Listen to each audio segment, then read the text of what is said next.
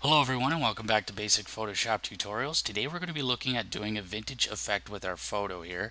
And we're doing a vintage effect from more of the 70s or 80s, more of like a faded color, and it's lost some of its resolution and whatnot, but not black and white per se. Again, you can make it black and white, but that's not the effect we're going to be looking at in this tutorial. So let's get right to it. We're going to start the aging look. We're going to go to Filter, Blur, Gaussian Blur. We're just going to add a bit of that. We're just going to add a 0.5 pixel radius to that. You won't be able to see this on YouTube because it's not really an exaggerated effect. It's not way up into this range here, okay? So we're just again 0.5, we're just gonna add that, hit OK. We're gonna go to filter again, noise, add noise. We're gonna add a 3% noise to this, keep it uniform, and hit OK. Again, you won't be able to see this because it is YouTube, but if you do follow along, you'll be able to see it on your screen at home. Next thing we're going to do is we're going to go into the blending options. We're going to go to blending options here. We're going to go to inner shadow.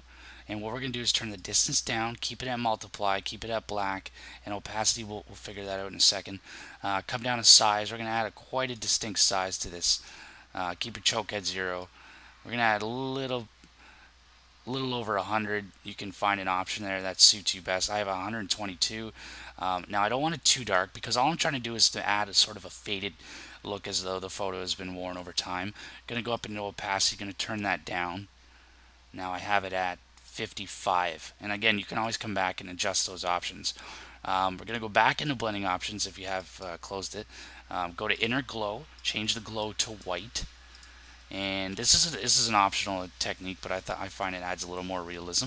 Going to go to size, and we're just going to add a bit of size to that, and keep everything else where it is, and just go up to your opacity and turn it down to in the 30s range, or whatever looks best on your photo. But what we're trying to achieve, and I hope you could see this, is sort of like, you can see it best on his pants, it's sort of faded on the edge of the photo there. So it looks as though it's been worn over time.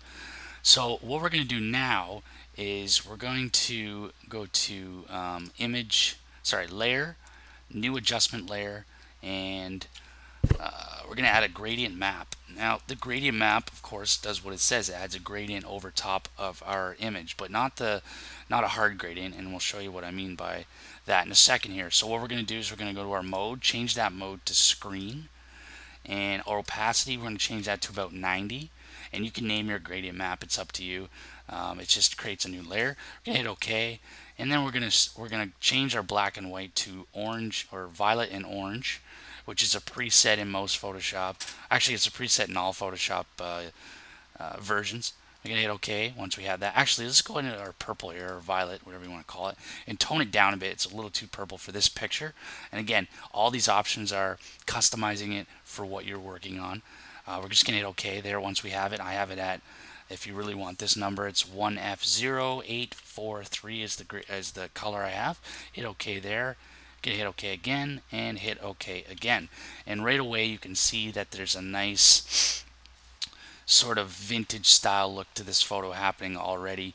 The grain works really nice with the orange, and that starts to pop, but it still looks a little too almost too high def for a 70s or 80s photo. So you can go ahead and adjust the blur effects again. I'm going to leave it for now because I've already showed you how to do that. But again, you don't want it to look too distinct because then you can tell that it's a new photo. So we're going to take this a step further once more. So we're going to go to image, and we're going to adjustments, hue and saturation, and this is a fantastic tool if you want to make a vintage look. We can turn down our, the clone source is stuck, there it goes. We can turn down our hue if we want to get rid of some of the color, or sorry, if we want to change the color of the photo, and we can turn down the lightness of that photo. But what I'm going to do is most focusing on here is saturation. If we turn saturation down, we get that vintage look almost immediately. And again, you can go into black and white, which we were talking about earlier, but I'm going to keep it in about the 30 to 40 range.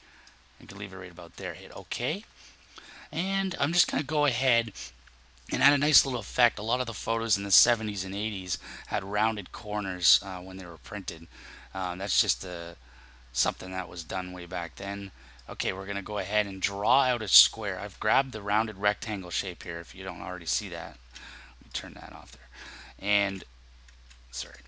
what I've done is I've changed the radius to 8, and I'm just gonna go ahead and draw this square so that it fits around, you know, my picture.